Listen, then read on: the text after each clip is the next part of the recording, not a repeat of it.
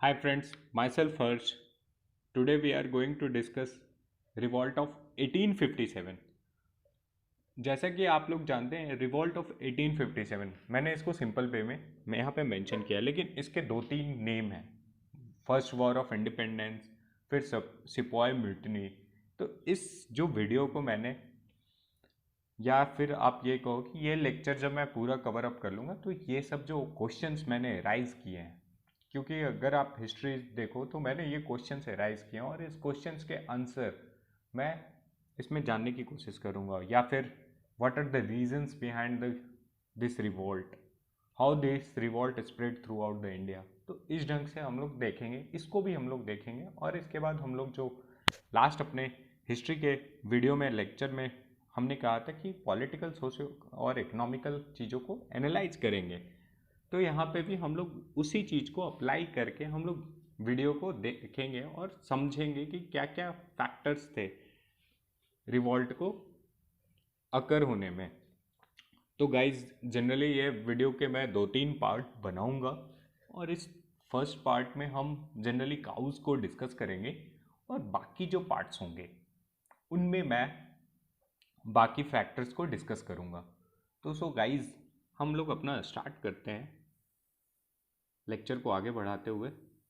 फिर जैसे कि मैं मॉड्यूल्स के अंदर मैं बताना चाहूँगा कि हम लोग इसमें टोटल 1857 के विदिन हम लोग क्या क्या चीज़ों कैसे इसको फर्दर डिवाइड कर देते हैं चैप्टर को, और इस फर्दर डिवीजन में हम लोग चैप्टर को पढ़ने की कोशिश करेंगे। जैसे कि हम लोग सबसे पहले बैकग्राउंड देखेंगे कि कैसे क्या बैकग्राउंड था। जनरली मैंने बैकग्राउंड में एक कोशिश किया है कि ये बीच से स्टार्ट किया तो मैं उसको कवर अप कर लूँ वहाँ से लेके अभी तक में एक जो कहते हैं ना कि 1857 के पहले का एक जनरल इंट्रोडक्शन बना लूँ अपने माइंड में कि आगे के जो काउजेज हैं उसको समझने में हमें आसानी हो जाए। फिर एक बिगिनिंग कहाँ से स्टार्ट हुआ और स्प्रेड हुआ। तो जो मैंने जैसे जनरली स्टार्ट मैं आपको बताता हूँ कि दो जब भी हिस्ट्री में आप देखोगे तो आपको दो काउजेज मिलेंगे। एक होता है इंटरमीडिएट काउज और एक होता है लार्जर काउज। उसमें आता है पॉलिटिकल, इकोनॉमिकल, सोशल, और एक तरफ हो गया इंटरमीडिएट काउज। तो यहाँ पे जब काउजेज में बात करूँगा तो यहाँ पे जनरली मैं पॉलिटिकल, इकोनॉमिकल और सोशल और जो भी फर्दर सिपॉइज और आउटसाइड इन्फ्लुएंस के जो काउजेज थे उनको डील करूँगा। और जब बिगिनिंग और स्प्रेड की बात करूँगा तो वहाँ पे मैं इंटरमीडिएट काउज की बात करूँगा। क्योंकि देखो ये वाला पार्ट जो है ये सोसाइटी में बहुत से पहले से ये प्रिविलेंट रहता है, ठीक ना। ये सॉरी,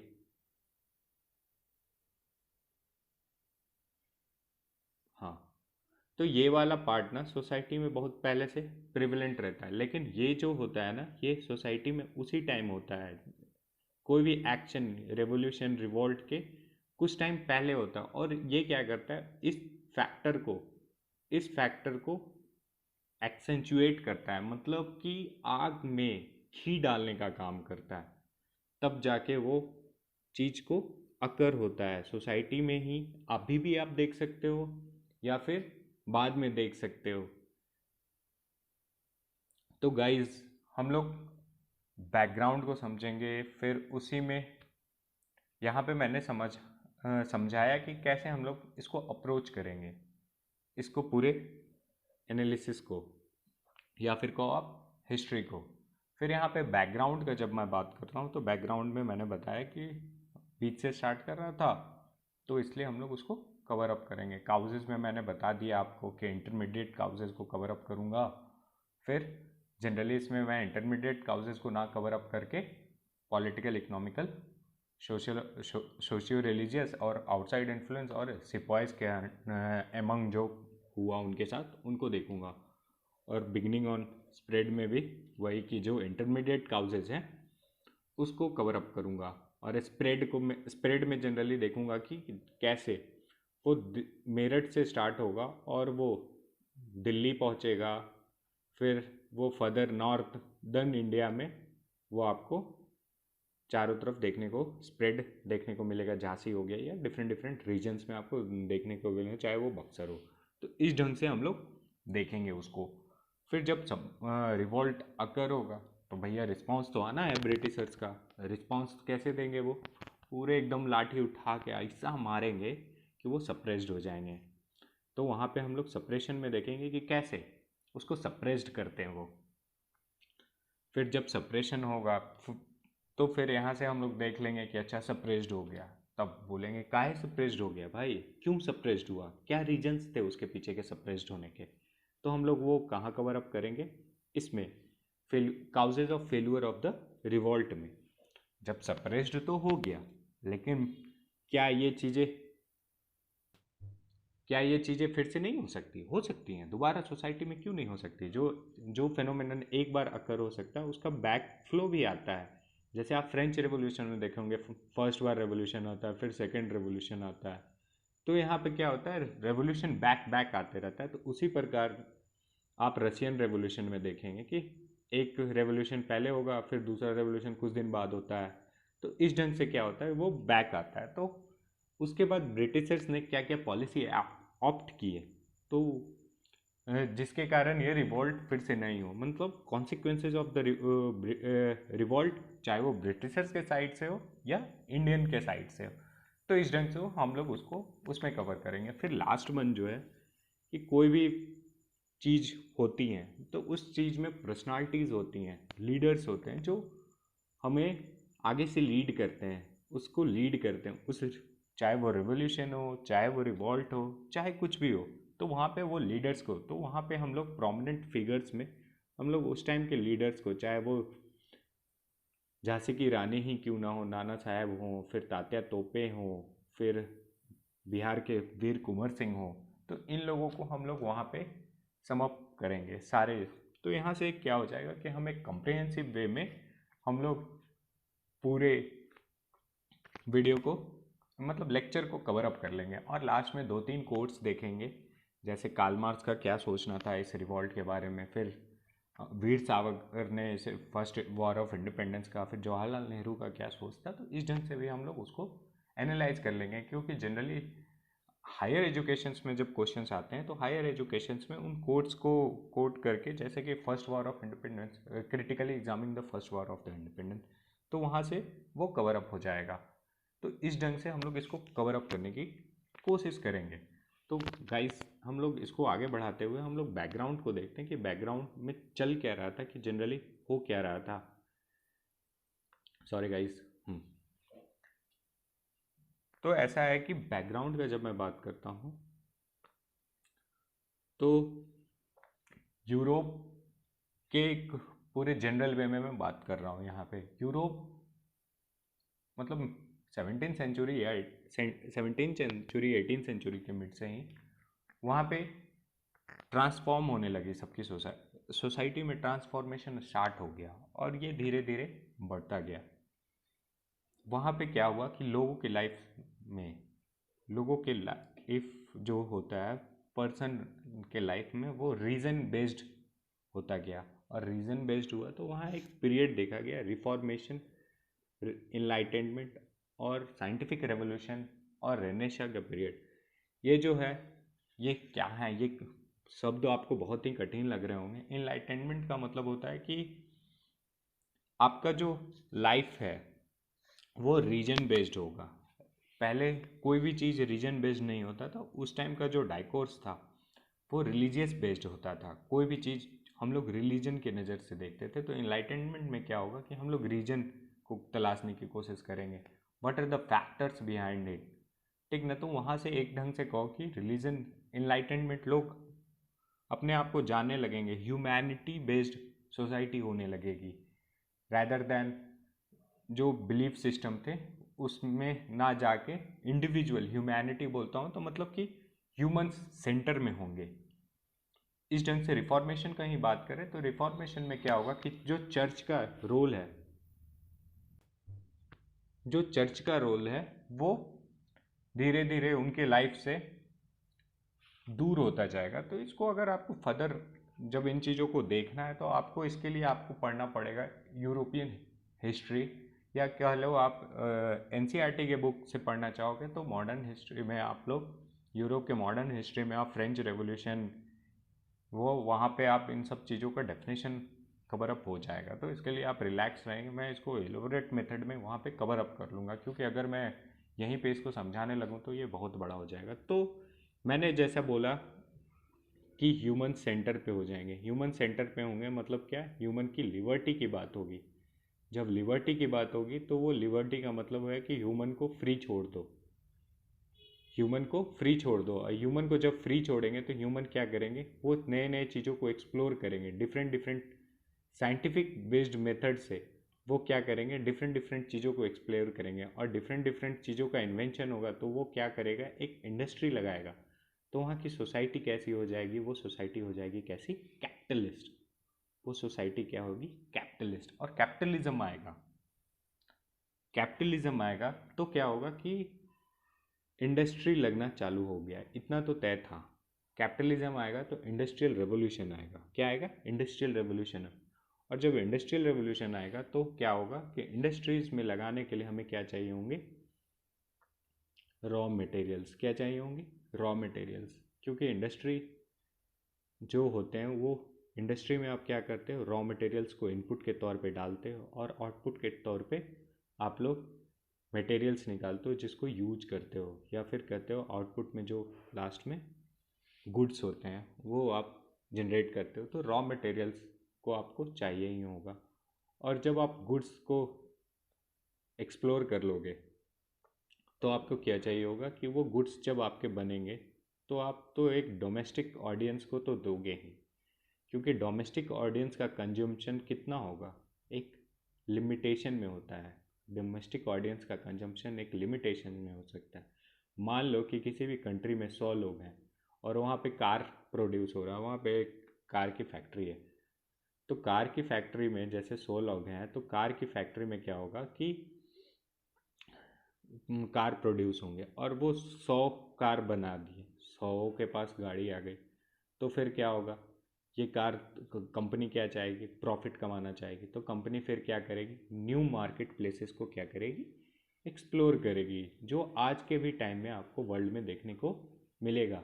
चाहे वो अमेरिका हो, चाहे वो चाइना हो, चाहे वो इंडिया हो। तो ये लोग क्या करते हैं, जिनकी भी इंडस्ट्रियल कैपेसिटी अच्छी होता है वो क्या करते हैं, न्यू मार्केट अपॉर्चुनिटीज़ को खोजने की कोशिश करते हैं। तो हम लोग यहाँ से देख लिया कि कैसे ह्यूमंस लिबर्टी, लिबर्टी के बाद क्या हो जाएगा, कैपिटलिज्म। कैपिटलिज्म से क्या होगा, इंडस्ट्रियल रेवोल्यूशन। इंडस्ट्रियल रेवोल्यूशन से क्या चाहिए हमें, रॉ मटेरियल चाहिए। रॉ मटेरियल से फिर क्या चाहिए, गुड्स बनेंगे। गुड्स बनेंगे तो वो क्या चाहिए, मार्केट अपॉर्चुनिटी। तो इन सब चीज़ों को फुलफ़िल करने के लिए, इन सब चीज़ों को फुलफ़िल करने के लिए वेस्ट में जो पॉलिसीज़ बनाया जाएगा वो होगा क्या, कॉलोनियलिज्म। क्या होगा, कॉलोनियलिज्म। कॉलोनियलिज्म का मतलब क्या होता है इसको आप समझते हैं। कॉलोनियलिज्म होता क्या है जनरली, ये एक ढंग का पॉलिसी है। आप क्या करोगे कि आप न्यू रॉ मटेरियल और न्यू मार्केट अपॉर्चुनिटीज़ के लिए, जनरली आज के टाइम में आपको ये देखने को नहीं मिलेगा, लेकिन आज के टाइम में एक न्यू टर्म है न्यू कॉलोनिज्म। तो वो बहुत बात का डिस्कशन है, आपको अगर जानना है तो आप गूगल करके आप उसको देख सकते हैं। लेकिन जब मैं बात कर रहा हूँ कॉलोनिज्म को, तो जनरली ये 18th सेंचुरी से लेके सेकेंड वर्ल्ड वॉर तक आपको वर्ल्ड में बतेरे, बतेरे कह रहा हूँ मतलब आपको बहुत सारे कंट्रीज़ देखने को मिलेंगे जो अंडर सब्जुगेशन थे, ब्रिटिश एम्पायर हो या फिर यूरोपियन, यूरोप के कोई भी कंट्रीज़ में। तो इसमें होता क्या था जनरली, ब्रिटिश क्या करते थे, वो आते थे कोई भी कंटिनेंट में गए, वहाँ पे ट्रेड के मकसद से जाएंगे, स्टार्टिंग करेंगे कि भैया हम तो ट्रेड करने आए हैं, ट्रेड करेंगे, सामान वामान थोड़ा लेन देन करेंगे, रॉ मटेरियल दे दीजिए, लेके चले जाएंगे। लेकिन फिर उनके मन में धीरे, वो हमेशा उनके मन में एक रहता है कि नहीं, हमको यहाँ पे पूरे टेरिटरी को कैप्चर करना है। अब क्यों टेरिटरी को कैप्चर करना है, क्योंकि जितना ज़्यादा टेरिटरी को कैप्चर करेंगे तो क्या होगा, अगर उनका डायरेक्ट रूल होगा उस टेरिटरी पे, तो जो बीच के लोग हैं, जो बीच के लोग हैं वो क्या था, भैया आप घर जाओ। और इसके बाद फिर क्या करेंगे, वो ऑपरेशन करेंगे, ऑपरेस्ड करेंगे, फिर सॉरी गाइस ऑप्रेस्ड करेंगे, तो यहाँ से आपको समझ में आएगा कि कैसे कॉलोनियलिज्म में क्या होगा कि जो डिफरेंट कंट्रीज से, ब्रिटेन से लोग दूसरे जगह जाएंगे, वहाँ पे कॉलोनीज स्थापित करेंगे, और वहाँ का जो पूरा स्ट्रक्चर है, political structure, economical structure, socio religious structure, native लोगों के लाइफ में वो पूरा वहाँ पे कब्जा कर लेंगे। जो सॉवर्निटी होती है, जो उस कंट्री की सॉवर्निटी थी, जैसे इंडिया के केस में इंडियन सॉवर्निटी कहाँ पे थी, बहादुर शाह के पास पे थी, लेकिन वहाँ पे फिर हम लोग देखेंगे कि फ्रैक्चर्ड वे में सॉवर्निटी थी, एक्यूमुलेटेड वे में नहीं थी। तो फिर ब्रिटिशर्स ने क्या किया, धीरे धीरे वहाँ पे जो पॉलिटिकल फॉल्ट लाइन्स थे, फॉल्ट लाइन्स मतलब डिमेरिट्स थे सोसाइटी को, उसको यूज करके फिर वहाँ पे इंडिया को एज ए कॉलोनी बना लिया। तो यहाँ पे हम लोगों ने देखा कि वो कॉलोनीज़ की तलाश में जाएंगे। अब कॉलोनीज़ की तलाश में वो क्या करेंगे, क्योंकि वो एक पावर नहीं थे जो कॉलोनीज़ खोज रहे थे, डिफरेंट डिफरेंट पावर्स थे, चाहे वो डच हो, डेनिस हो, फिर पुर्तगीज़ हो, फ्रेंच हो। तो वो क्या करेंगे, वो एक दूसरे में या धड़ाम धड़ाम मारा पीटी करेंगे। क्या करेंगे, धड़म धड़म मारा पीटी। तो वो क्या करेंगे, सेवरल वॉर्स फॉट करेंगे या फाइट करेंगे, वॉर्स उनके बीच में होगा। किस लिए, पावर को कॉन्सोलिडेट करने के लिए। क्यों पावर कॉन्सोलिडेट करने के लिए, अगर डिफरेंट डिफरेंट लोग एक ही रीजन पे रहेंगे तो वहाँ पे क्या होगा कि फ्रैक्चर्ड वे में पावर का डिस्ट्रीब्यूशन होगा, तो हमेशा फ्रिक्शन होता है। जैसे आपको देख लो, चाइना और यूएसए के बीच में आज के टाइम में जो हो रहा है, वो क्या हो रहा है, पावर का कंसोलिडेशन के लिए। पावर आज भी वर्ल्ड का पावर किसके पास है। तो इस ढंग से उस टाइम भी जो ब्रिटिशर्स थे और डिफरेंट यूरोपियन कंट्रीज थे, तो जहाँ भी वो नया कॉलोनीज खोजते थे, उसको क्या कर रहे थे, वो वहाँ पे फाइट कर रहे थे। चाहे वो कॉलोनीज का, जब मैं फाइट का बात करूँ तो आपको है वो अमेरिका में भी आपको देखने को मिलेगा, जहाँ ब्रिटेन और फ्रांस फाइट कर रहे थे।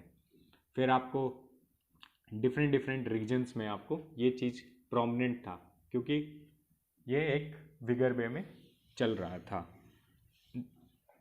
तो यहाँ पे क्या हमने देखा कि वो सब कॉन्टिनेंट में भी फाइट करेंगे। और जैसे एडवेंट ऑफ यूरोप का बात करें, तो यूरोप का एडवेंट वास्को डिगामा से स्टार्ट होगा। Vasco da Gama cap of good hope से वो इंडिया आएंगे और यहाँ पे फर्स्ट फैक्ट्री लगाएंगे और वहाँ से वो ट्रेड स्टार्ट करेंगे। फिर धीरे धीरे वो लैंड रूट सबको पता चल जाएगा, तो फिर क्या होगा कि सारे लोग एक्सप्लोर करेंगे।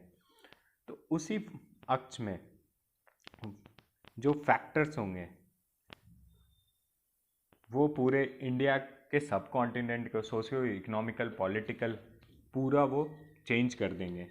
और उसी चेंजिंग के वो जो चेंज का प्रोसेस है, वो जो चेंज का प्रोसेस है उसमें आप देखेंगे कि डिफरेंट डिफरेंट बैटल्स हुए, और उस बैटल में सबसे बड़ा बैटल कहा जाता है बैटल ऑफ प्लासी, जो इंडियन हिस्ट्री में मार्क करता है एक ढंग से पावर का शिफ्ट होना। सिराजुद्दौला और ब्रिटिशर्स के बीच में बे ऑफ बंगाल में फाइट हुआ। वहाँ पे प्लासी एक जगह है बे ऑफ बंगाल के बाहर, वहाँ पे फाइट हुआ, और उस फाइट के बीच जो यहाँ के नेटिव रूलर थे वो हार जाते हैं। और वहाँ से जो बैटल ऑफ पलासी है, वहाँ से क्या मिलता है, एक बंगाल पे उनका पूरा एक कब्जा मिलता है। और बंगाल पे कब्जा मिलने के बाद फिर डिफरेंट डिफरेंट दीवानी राइट्स वो एक्वायर करते हैं, और वो फिर बैटल ऑफ बक्सर हो गया, फिर डिफरेंट डिफरेंट वो पूरे इस ढंग से एक नॉर्थ पे कॉन्सोलिडेशन करने का, वो मतलब पावर को एक्वायर करना उनका एक मोटिव था। और वहाँ से एक जो कहते हैं ना फर्स्ट स्टेप था, और डिफरेंट डिफरेंट वो स्टेप्स में वो रिवॉल्ट से पहले तक वो उसको करते हैं। तो उसके लिए वो डिफरेंट डिफरेंट पॉलिसीज़ और कैरेक्टर का मतलब हो गया कि उनके जो कैरेक्टर थे वो नेटिव्स के लिए तो अच्छे नहीं थे, तो उनके कैरेक्टर के लेके और पॉलिसीज़ को लेके जो क्या होगा, वो वहाँ पे एक रिवॉल्ट होगा। क्योंकि 1857 के पहले जनरली ब्रिटिशर्स बहुत हार्ड थे इंडियंस पे, बहुत ही ज़्यादा हो। एक कहते हैं ना कि वो कुछ नहीं देख रहे थे, बोल रहे थे भैया सीधा सीधी जल्दी से जल्दी एकदम लूटते जाओ। उनके लूटने की जो शक्ति थी बहुत ज़्यादा थी। जो कहते हैं ना कि आप किसी को चेक नहीं करोगे, तो वो पूरा लूटता है। जैसे कि मान लो कि बेस्ट एग्जांपल चाय की दुकान है, चाय की दुकान पे मान लो कि बहुत सारे बिस्किट्स रखे हुए हैं, तो बच्चों को अगर वहाँ पे दुकानदार नहीं हो या कोई नहीं बोलने वाला हो और आपको पूरा, मान लो कि आपके कॉन्साइंस मतलब अंदर की आत्मा मर गई हो या फिर आपके अंदर एथिक्स नहीं हो, तो आप क्या करोगे? पूरा लूट लोगे।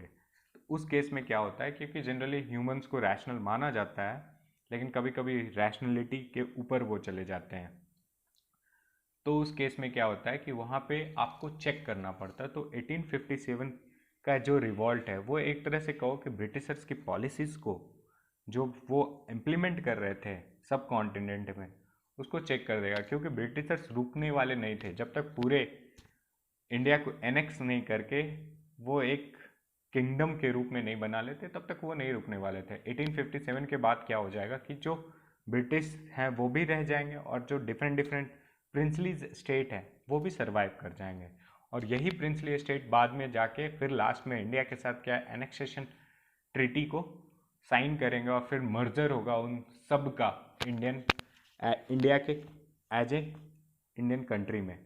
तो यहाँ से हम लोग देखेंगे कि रिवॉल्ट कैसे उनको चेक करेगा। सो गाइज, हम मेरे को लगता है कि ये बैकग्राउंड के लिए मैंने बहुत कुछ इनफ डिस्कशन कर दिया होगा, और हम लोग इसको आगे बढ़ाते हुए हम लोग देखते हैं कि व्हाट आर द काउजेस के पीछे हम लोग चलते हैं कि जो काउजेस थे वो क्या थे। हाँ, तो जैसे मैं 1857 के रिवॉल्ट के काउजेस का बात करता हूँ, तो यहाँ पे आपको देखने को मिलेगा कि पॉलिटिकल, मैंने स्टार्टिंग में ही कहा था आप लोगों को कि हिस्ट्री के पीछे जब आप काउजेस का बात करें तो आपको दो फैक्टर्स देखने पड़ेंगे। एक इंटरमीडिएट काउज जो आग में घी का काम करेंगे, और दूसरा जो है पॉलिटिकल, इकोनॉमिकल, सोशियो रिलीजियस और डिफरेंट डिफरेंट थिंग्स जो चलते रहेंगे। डिसकंटेंट उनके कारण क्या होगा, सोसाइटी में डिसकंटेंट पैदा होते रहेगा किसी भी रूलर के खिलाफ। लेकिन ये जो इंटरमीडिएट काउज रहेगा ये क्या करेगा, इसको आप आग मान लीजिए और इसको घी मान लीजिए, ये घी है और ये आग है। तो इंटरमीडिएट काउज क्या करेगा, इसमें जब आग में जाएगा तो आग को बढ़ा देगा। हम लोग यहाँ पे ये भी देखेंगे कि डिफरेंट डिफरेंट सेक्शन के लोग इस रिवॉल्ट में पार्ट लेते हैं, तो इसी बेसिस पे हम लोग इसको एनालाइज करने की कोशिश करेंगे और इसको देखेंगे कि कैसे हम लोग इसको, क्या काउजेस थे इस रिवॉल्ट के पीछे होने के। तो सबसे पहला काउज है पॉलिटिकल काउज, जो मैं आगे डेल्ट करूँगा एक पूरे एलोबरेट बेसिस में, लेकिन मैंने यहाँ पे एक सिंप्लीफाई करने के लिए आपको लिख दिया है कि आप जब भी काउजेज हैं तो आप इसको आराम से देख सकते हैं। तो क्या क्या सोशियो रिलीजियस फैक्टर्स थे जब ब्रिटिशर्स आएंगे, तो क्या क्या वो सोशियो रिलीजन फैक्टर्स को चेंज करेंगे जिसके कारण डिसकंटेंट पैदा होगा लोगों के अंदर और लोग उस रिवॉल्ट में कूद पड़ेंगे जो आम लोग हैं।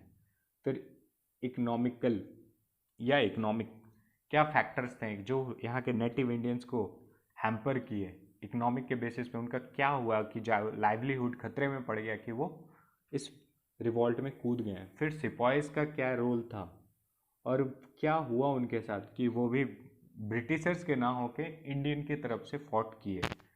फिर जैसा कि हम जानते हैं कि उस टाइम तक सी रूट और डिफरेंट डिफरेंट मीन से हम लोग इंटरकनेक्टेड हो गए थे वर्ल्ड से, तो हम लोग लूप में तो नहीं थे। तो यहाँ पे हम लोग को देखेंगे क्या कि आउटसाइड इन्फ्लुएंस, क्या आउटसाइड इन्फ्लुएंस कैसे इंडिया को हैम्पर करता है, या फिर इंडिया के लोगों के सोच को कि हाँ वो हम भी ऐसा कुछ करके इनको भगा सकते हैं यहाँ से। तो हम लोग इसको आराम से एक एक टॉपिक को आराम से डिस्कस करेंगे गाइस, सो डोंट वरी। कोशिश करूँगा कि मैं आपके सारे कंसेप्ट्स को या फिर जो भी डाउट्स हैं वो उनको क्लियर कर दूँ। तो गाइस, वीडियो को आगे बढ़ाते हुए हम लोग सबसे पहले करते हैं पॉलिटिकल काउजेस में। तो गाइस, अब हम लोग पॉलिटिकल काउजेस को डील करेंगे। पॉलिटिकल काउजेस को डील करने के लिए हम लोग को पहले समझना होगा कि पॉलिटिक्स या पॉलिटिकल के अंदर आता क्या क्या है। पॉलिटिकल काउजेस के अंदर आएगा आपका स्टेट, कि कैसे कोई स्टेट का नेटिव रूलर हो या फिर ब्रिटिश साम्राज्य था, वो कैसे इसको डील कर रहा था। फिर स्टेट के अंदर पॉलिटिक्स के अंदर आ जाएगा पावर, पावर का क्या इफेक्ट था उस टाइम का। फिर पॉलिटिक्स के अंदर जाएगा वो पावर को एक्यूमुलेट करके कैसे मिलिट्री का मोबिलाइजेशन किया गया और डिफरेंट डिफरेंट जो पॉलिसी ऑप्ट किए गए पावर को एक्वायर करने के लिए। तो ये सब जो कॉम्प्रिहेंसिव वे में या हम लोग पॉलिटिकल काउजेस के अंदर इसको देखेंगे। तो सबसे पहला है कि इफेक्टिव कंट्रोल। अब ब्रिटिशर्स क्या चाह रहे थे? Effective control. इफेक्टिव कंट्रोल का मतलब हुआ कि पावर को ज़्यादा ज़्यादा एक्वायर करना, और उस पावर को एक्वायर करने के लिए जो गेन है, कंट्रोल है, जो इंडियन प्रिंसली स्टेट पे जो पावर को एक्वायर करना चाहते हैं उसके लिए वो क्या करेंगे? डिफरेंट डिफरेंट पॉलिसीज़ बनाएंगे। पॉलिसीज़ क्या होता है कि पॉलिसीज़ से जनरली आप लोग कोई भी चीज़ को अचीव करने के लिए आप लोग पॉलिसी बनाते हो। जैसे आप मान लो कि 12th या 10th या कोई भी एग्जामिनेशन के लिए आप सर्टेन एक रोड मैप तैयार करते हो, तो वो आपकी क्या है? पॉलिसी है उसको अचीव करने के लिए। उस प्रकार गवर्नमेंट जब कोई भी पॉलिसी बनाती है सर्टेन चीज़ को अचीव करने के लिए, तो वो उसको क्या बोलते हैं? हम लोग पॉलिसीज़ बोलते हैं।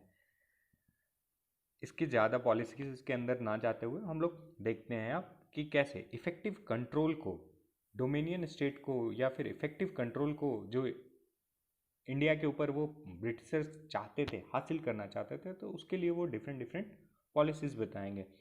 उस पॉलिसीज़ में जैसे अगर एग्जांपल ले ले तो डॉक्ट्रिन ऑफ लैप्स हो गया, डॉक्ट्रिन ऑफ सब्सिडरी अलायंस हो गए, सॉरी सब्सिडरी अलायंस हो गया। तो इस ढंग से ये सब जो पॉलिसीज़ हैं जो वो करेंगे, इवन तक यहाँ के जो एनेक्सेशन, डायरेक्ट एनेक्सेशन करेंगे, फिर हो सके तो वो डिफरेंट मेथड्स को यूज करेंगे। और तो इस सब चीज़ों को, इस सब पॉलिसीज़ के थ्रू क्या करेंगे ब्रिटिशर्स? जनरली इंडिया के कंट्रोल के ऊपर कंट्रोल बनाने की कोशिश करेंगे।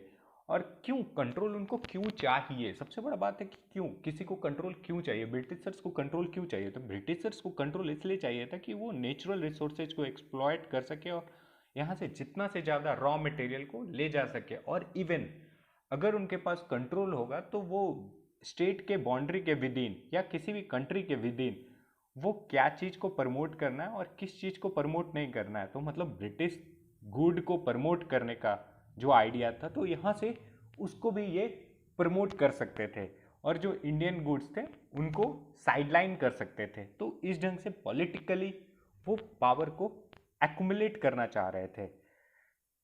फिर अगर और देखें क्यों चाहिए था उनको इफेक्टिव कंट्रोल, तो वो क्या कर सकते थे कि जो मिलिट्री और नेवल बेसेस थे उनको जल्दी से जल्दी मोबिलाइज कर सके। जब आप देखेंगे कि कैसे वो एक्ट करते हैं रिवॉल्ट को सप्रेस करने के लिए, तो वो क्या करते हैं कि जो मिलिट्री है और अपनी मिलिट्री को बहुत ही शार्पली मोबिलाइज कर पाते हैं स्ट्रैटेजिक प्लेसेस से।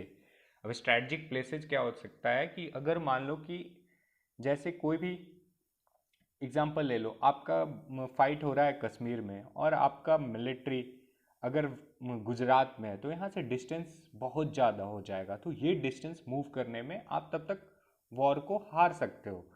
तो ब्रिटिशर्स क्या करेंगे कि स्ट्रैटेजिक प्लेस क्या होगा कि आपके लिए कश्मीर के लिए आप अपने जो स्ट्रैटेजिक प्लेस होगा वो क्या होगा? अंबाला। अंबाला में अपने ट्रूप्स को आप रखो, फिर पंजाब में अपने ट्रूप्स को रखो। तो इस ढंग से क्या होगा कि आप उसको मोबिलाइज कर सकते हो फास्टर, क्योंकि जितना जल्दी आप वॉर में चीज़ों को मोबिलाइज करते हो उतना जल्दी आप क्या वॉर पे विजय पा सकते हो। क्योंकि जितना जल्दी कोई भी स्टेट वो अपने ट्रूप्स को मोबिलाइज करता है बॉर्डर पे, उसको एक कॉम्प्रिहेंसिव अपर हैंड मिलता है सामने वाले के ऊपर।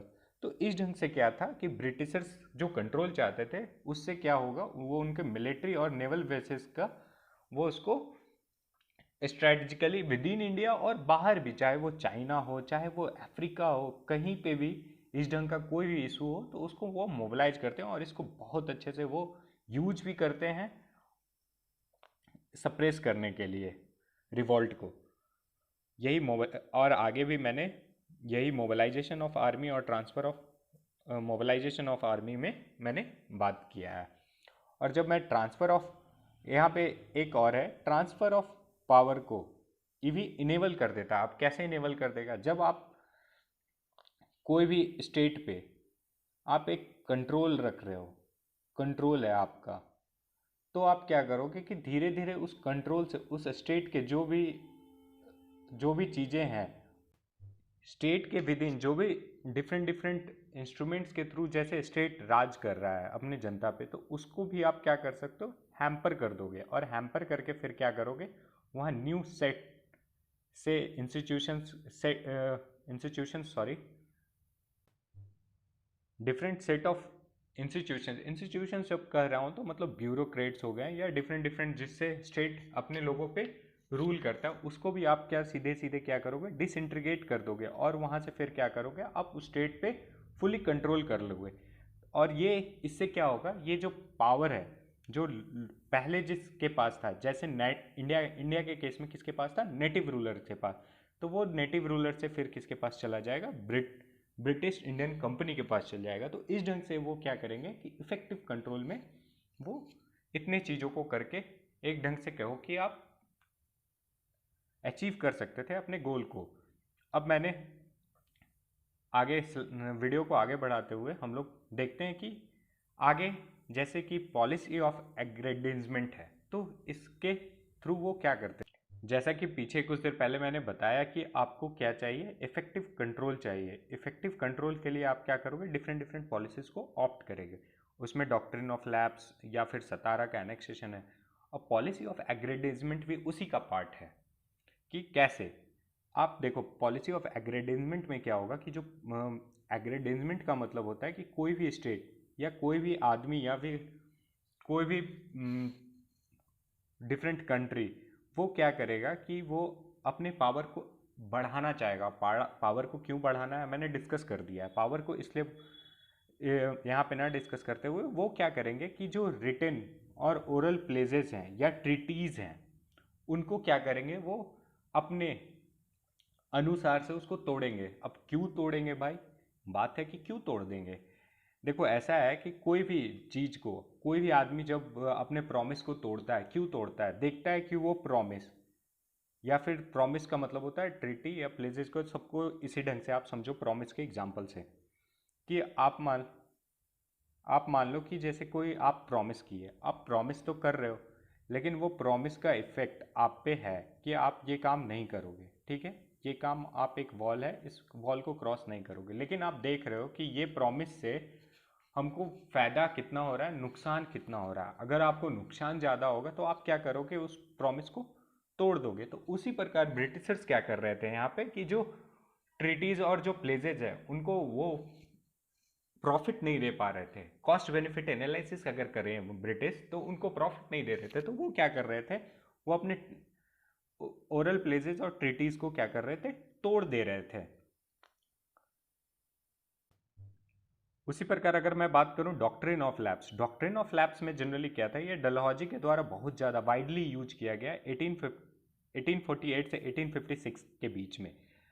और इससे जनरली ये डॉक्ट्रिन ऑफ लॉ जो पॉलिसी था, इसको कहते हैं चुप के सिद्धांत। हिंदी में आप लोग बहुत सुनेंगे चुप के सिद्धांत, जो भी पढ़ते हैं लोग वो हिंदी में जरूर एक बार सुनते हैं कि चुप के सिद्धांत। अब ये चुप का सिद्धांत होता क्या है, डॉक्ट्रिन ऑफ लैप्स था क्या, तो इसमें आप देखेंगे कि जनरली जो प्रिंसली एस्टेट थे उनके ऊपर उनको क्या चाहिए था, कंट्रोल चाहिए था, ये तो आपको पता है। तो उसके लिए वो क्या करेंगे कि जो रूलर्स थे जिनके लीगल मेल, मतलब मान लो कि सक्सेसर, जो लीगल मेल सक्सेसर नहीं है, तो उनको क्या करेंगे, उसको कंपनी क्या करती थी, एनेक्स्ड कर देती थी, उस पूरे प्रिंसली एस्टेट को एनेक्स्ड करती थी। यहाँ पे क्या मतलब हुआ कि जो प्रिंसली एस्टेट थे अगर उनका सक्सेसर नहीं है, तो सक्सेसर नहीं है तो फिर कंपनी क्या करेगी, बोलेगी भैया तुम्हारा तो खेल खत्म हो गया, अब तुम्हारे पास कोई तो आगे वंशज ही नहीं बचा है, तो कैसे अब इस स्टेट पे राज करोगे। क्योंकि इंडिया में जनरली क्या होता था, जो पावर का ट्रांसफर हो रहा था वो कैसे होता था, बाप से बेटा के, बेटा से फिर उसके बेटा को, तो इस ढंग से। तो फिर ब्रिटिशर्स ने इसको चैनल को क्या किया, पूरा वहाँ पे हैम्पर करने की कोशिश की कि आप दूसरे लोगों को भी लाके आप नहीं दे सकते थे। आप बोल रहे हैं दूसरे लोगों के क्यों, क्योंकि ब्रिटिशर्स को यहाँ पे हैवी कॉस्ट पे करना पड़ता था। क्या पे करना था, हैवी कॉस्ट। क्यों, क्योंकि अगर मान लो कि वो स्टेट उसके डायरेक्ट कंट्रोल में आ जाएगा, तो जो बीच में स्टेट और लोगों जैसे कि कॉलोनीज और लोगों के बीच में ये बीच में मान लो प्रिंसली एस्टेट है, तो प्रिंसली एस्टेट को अगर हटा देंगे तो क्या हो जाएगा, यहाँ पे प्रिंसली एस्टेट के लिए फिर तो हमको जवाबदेही नहीं देना होगा ना, फिर कॉलोनी ये जो कंपनी होगा, सॉरी जो कंपनी होगा वो डायरेक्ट क्या पीपुल्स को कंट्रोल कर सकते हैं, बीच का लोग क्या हो जाएगा, एलिमिनेट हो जाएगा। तो यहाँ पर से देख रहे हो डॉक्ट्रिन ऑफ लैप्स को कैसे यूज करके कंपनी पावर को एक्यूमुलेट करते थे। अब इसमें सबसे बड़ा बात है कि कौन कौन से स्टेट को एनेक्स्ट किया।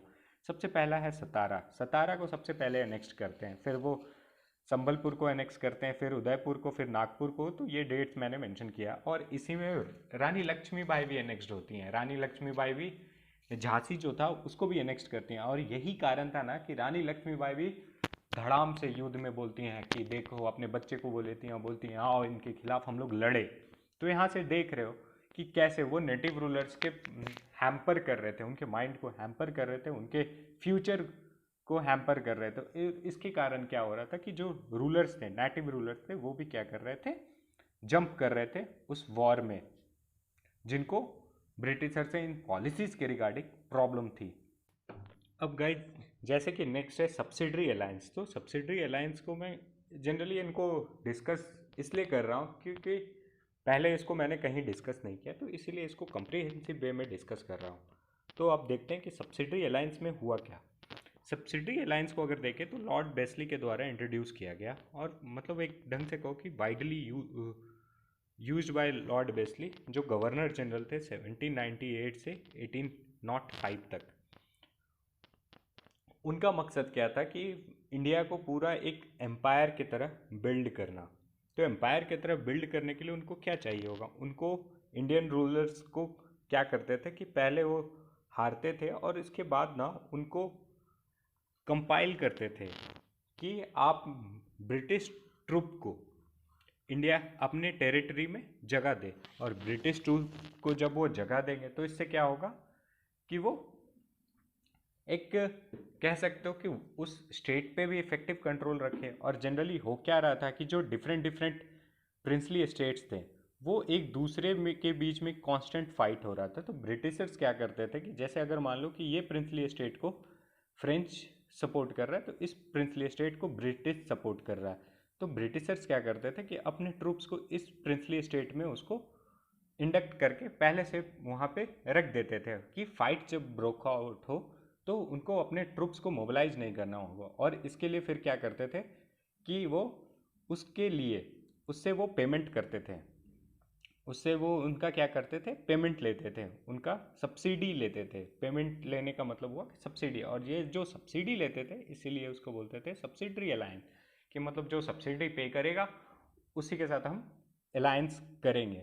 और इसके साथ साथ उन्होंने कुछ कुछ और ऑब्जेक्शंस पुट किए कि जैसे कि कोई भी इंडियन रूलर को बाहर के मतलब दूसरे यूरोपियन कंट्रीज़ के लोगों को मतलब अपने कोर्ट में नहीं रख सकते थे, मतलब जॉब पे एम्प्लॉय को नहीं रख सकते थे। क्यों नहीं रख, अगर रखना भी था तो उनके लिए प्रायर अप्रूवल चाहिए ब्रिटिशर से। तो एक ढंग से देख रहे हो कि जो नेटिव थे यहाँ के लोग, जो राजा थे, उनको भी उनका माई बाप यहाँ पे कौन बनता दिख रहा है आपको, प्रिंस, ये ब्रिटिशर्स दिख रहे हैं। तो एक ढंग से आप देखिए कि कैसे उनको वो पूरे ढंग से, एक ढंग से कहते हैं ना कि पूरा अपना इफेक्टिव कंट्रोल लगाने की कोशिश कर रहे थे। और वहीं पे जब बात करें कि ब्रिटिशर्स ने इंडियन रूलर को एग्री करवाया था कि एक ब्रिटिश जो ऑफिसर होगा या रेसिडेंट होगा वो उनके कोर्ट में हमेशा अवेलेबल रहेगा। इससे क्या होगा कि वो जो कोर्ट में आदमी अवेलेबल रहेगा वो क्या करेगा, वो हमेशा चेक करता रहेगा किस पे, उस राजा पे। और वो ब्रिटिश जो गवर्नर जनरल होंगे उनको वो बताता रहेगा। या इससे एक और फ़ायदा हो सकता है कि अगर कोई भी इशू होगा तो यहाँ चैनल ऑफ कम्युनिकेशन जो होगा वो कौन स्थापित करेगा, ये जो ब्रिटिश रेसिडेंट थे ये स्थापित करेगा। तो इस ढंग से आप देखिए कि कैसे एक पूरा बनाया जा रहा था, इफेक्टिव कंट्रोल का जाल बुनना जा रहा था, आप कह सकते हैं जाल। अब फिर क्या था कि कोई भी Indian ruler without consulting governor general किसी के साथ निगोशिएट नहीं कर सकता था। मतलब कि अगर आप निगोशिएट करोगे दूसरे यूरोपियन पावर से तो आपको किससे पूछना पड़ेगा, गवर्नर जनरल से पूछना पड़ेगा। तो इस ढंग से हम लोगों ने देखा कि किससे कैसे डिफरेंट डिफरेंट, चाहे वो पॉलिसी ऑफ एग्रीमेंट हो या फिर effective sorry doctrine of lapse हो या सब्सिडरी अलायंस हो, इसके थ्रू कैसे ब्रिटिशर्स जो है इफेक्टिव कंट्रोल लाने की कोशिश कर रहे थे इंडिया में। और जब हम नेक्स्ट की बात करें तो यहाँ पे मैंने रखा है करप्शन एमंग द एम्प्लॉय। और फिर तो जनरली आप बोलोगे कि सर बहुत सारे लोग इसको कहीं और पुट करते हैं और आप कहीं आप यहाँ पॉलिटिकल काउजेज में पढ़ा रहे हो, बहुत सारे बोलेंगे कि सर ये अलग से ही काउजेज है। तो जनरली मैं इसको यहाँ पे इसलिए पुट कर रहा हूँ क्योंकि जैसे कि जो एडमिनिस्ट्रेशन होता है, एडमिनिस्ट्रेशन वो क्या पॉलिटिक्स के अंदर आता है, पॉलिटिक्स ही उसको पूरा गवर्न करता है। एडमिनिस्ट्रेशन को जो पावर एक्वायर होता है वो पॉलिटिक्स के थ्रू ही होता है। तो जैसे पब्लिक एडमिनिस्ट्रेशन भी सब सब्जेक्ट है किसका, पॉलिटिक्स का। तो यहाँ पे मैंने इसको यहीं पे डील करने की कोशिश की है। अब यहाँ पे जो एडमिनिस्ट्रेशन था या जो कंपनी के एम्प्लॉय थे, एडमिनिस्ट्रेशन के अंदर क्या आ जाएंगे, कंपनी के एम्प्लॉय। तो कंपनी के एम्प्लॉय के अंदर देखा क्या गया कि कंपनी के एम्प्लॉय के अंदर एक रैम्पेड करप्शन, मतलब करप्शन पूरे जगह था। उनको कोई चेक तक नहीं कर सकता था, उनको कोई क्वेश्चन नहीं कर सकता था। इवन तक एक डेटा है जो डेटा बताता है कि जब ब्रिटिश एम्प्लॉय थे, जब वो ब्रिटेन जाते थे तो वो इतने ज़्यादा रिच हो जाते थे कि आराम से जाके वहाँ ठास की ज़िंदगी जीते थे। तो एक ढंग से आप देख रहे हो कि एम्प्लॉय को एक ढंग से जो कहते हैं ना कि नेटिव रूलर से उनको क्या मिलता था, एक ढंग से आपको कि प्राइज मिलता था जो करप्शन को बढ़ाता जा रहा था। और इसके कारण क्या हुआ कि ये जो करप्शन था ऊपर से लेके टॉप से लेके बॉटम तक सब जगह दिखने लगा। मतलब क्या कि सिविक बॉडी में वो हमेशा सब जगह प्रेजेंट होने लगे, हमने पीछे देखा। फिर जो पुलिस हो गया, जो पोल ऑफिसर हो गए या लोअर कोर्ट्स हो गए, ठीक ना, वहाँ पे भी करप्शन जो था खुलेआम था, खुलेआम रैम्पेट वे में हो रहा था। उसको कोई चेक नहीं कर रहा था, पूरा सोसाइटी के विद इन उस टाइम प्रिवेल्ड था। ये ब्रिटिशर्स का जो करप्शन का इशू है ये आप हर जगह देखने को मिलेगा, चाहे वो साउथ अफ्रीका में हो, चाहे वो चाइना में हो। तो ये करप्शन का इशू उनका हमेशा रहा। और ये करप्शन का इशू है, देख लो भैया, ये करप्शन हम लोग का नहीं है, ये ब्रिटिशर्स ने लेके आए थे। और ब्रिटिशर्स ने लेके आया था, ये कॉलोनियल लेगेसी का देन है। और आज के टाइम में हम लोग को करप्शन को दूर करने के लिए आप जानते हो कि गवर्नमेंट ऑफ इंडिया कितने प्रोसेस या लोग कितने जागरूक होते जा रहे हैं, जिसके कारण करप्शन को मिनिमाइज़ किया जाए, ऐसे हम लोग बनाने की कोशिश कर रहे हैं। क्योंकि अगर डेमोक्रेटिक कंट्रीज़ है तो करप्शन हमेशा मिनिमम होना चाहिए, जिससे लोगों को उतना ज़्यादा प्रॉब्लम फेस ना करना पड़े ब्यूरोक्रेट्स के द्वारा। गाइस नेक्स्ट वन इज़ क्या, ill treatment of Bahadur Shah. Generally आप देखेंगे कि जब औरंगजेब के बाद क्या था कि मुगल एम्पायर एक ढंग से डिक्लाइन वे में जा रहा था, मतलब उनका डिक्लाइन हो रहा था। तो वहाँ पे क्या हो रहे थे कि बहादुर शाह जो थे वो लास्ट एम्पायर बचते हैं वहाँ के मुगल ट्री के अंदर लास्ट बंदे हैं। और उनका कैसा ब्रिटिश क्या कर रहे थे, इन ट्रीटमेंट, मतलब उनसे कुछ नहीं पूछता था कि क्या करना है क्या नहीं करना है, कोई कंसेंट नहीं। तो ये एक तरह से कहे कि क्या, जो उस टाइम जो पावर में क्या थे, मुस्लिम लोग जो पावर में थे, मुसलमान जो लोग पावर में थे, तो वो क्या देख रहे थे कि अपने लीडर का जो इल ट्रीटमेंट हो रहा था। और इसके कारण उनके अंदर भी क्या, एक ढंग से आप कह सकते हैं कि आक्रोश जाग रहा था।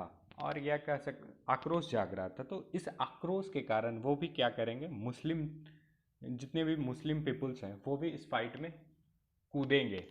तो यहाँ से हम लोगों ने और देखा कि मुस्लिम लोग जब फाइट में कूदेंगे तो उसके कारण फिर क्या होगा कि जो हम लोग आगे देखेंगे कि इस पूरे रिवॉल्ट में हिंदू और मुस्लिम का यूनिटी देखने को मिलेगा। सब डिफरेंट, चाहे वो कोई भी मुसलमान हो या हिंदू हो, वो सब कोई एक साथ मिल के अपने कॉमन एनिमी के खिलाफ क्या करेंगे, फाइट करेंगे। गाइस वीडियो को ज़्यादा बड़ा और लेंदी ना करते हुए हम लोग जो फर्दर काउजेज हैं इकोनॉमिकल और सोशल, जो सॉरी गाइस, हाँ, जो वीडियो को बड़ा ना करते हुए हम लोग जो फर्दर काउजेज हैं उसको हम लोग क्या करेंगे कि नेक्स्ट वीडियो में डील करने की कोशिश करेंगे। क्योंकि हम लोग नेक्स्ट वीडियो में जब डील करेंगे तो हम लोग क्या देखेंगे, इकोनॉमिकल, सोशल, रिलीजियस और सिपॉइस का क्या रोल प्ले था, फिर आउटसाइड इन्फ्लुएंस क्या था, तो उनको हम लोग एक फर्दर वीडियो में, क्योंकि जब मैं आपको पढ़ाने की कोशिश कर रहा हूँ तो इसमें मैं नहीं चाहता हूँ कि वीडियो जो हो वो बहुत बड़ा 1 घंटे या 2 घंटे का हो, ये शॉर्ट हो। और शॉर्ट होगा तो इससे क्या होगा कि आप फोकस्ड रहेंगे, क्योंकि जब बड़ा वीडियो कोई भी देखता है तो बोलता है अरे नहीं यार इतना बड़ा कैसे पढ़ पाएंगे। तो उस ढंग का जो मोटिवेटेड होते हैं, सेल्फ मोटिवेटेड लोग होते हैं वो कर लेते हैं, लेकिन जो सेल्फ मोटिवेटेड नहीं होते हैं वो उसको अचीव करने में उनको प्रॉब्लम होता है। तो मेरा जो कोशिश है कि इसको फर्दर बाइफरकेशन करके कि आपका कंसंट्रेशन भी इस टॉपिक पे बना रहे, आपको बोरिंग भी नहीं लगे, आपको टाइम मिले, और इस ढंग से हम इसको बनाने की कोशिश करेंगे। तो guys, thank you so much. आप सब्सक्राइब करें हमारे चैनल को और हमारे साथ बने रहें, और प्लीज़ कमेंट बॉक्स में फीडबैक दें। और फीडबैक से क्या होगा कि हम लोग एक ढंग से उसको रिवाइव कर सकेंगे, उसको आने वाले टाइम में और ठीक कर सकते हैं। जैसा इनिशिएटिव का हमारा प्लेटफॉर्म का जो मोटो है कि हम लोग धीरे धीरे स्क्रैप से चालू करेंगे और धीरे धीरे फर्दर इसको इन्हांस करके अच्छा करने की कोशिश करेंगे। तो so guys, please like button, अगर अच्छा लगा, नहीं अच्छा लगा तो कोई बात नहीं, डिसलाइक भी कर सकते हो आप। और कमेंट बॉक्स में आप ज़रूर बताएं कि आपको फर्दर आगे क्या क्या चीज़ को कवर अप करना है। So guys, thank you so much.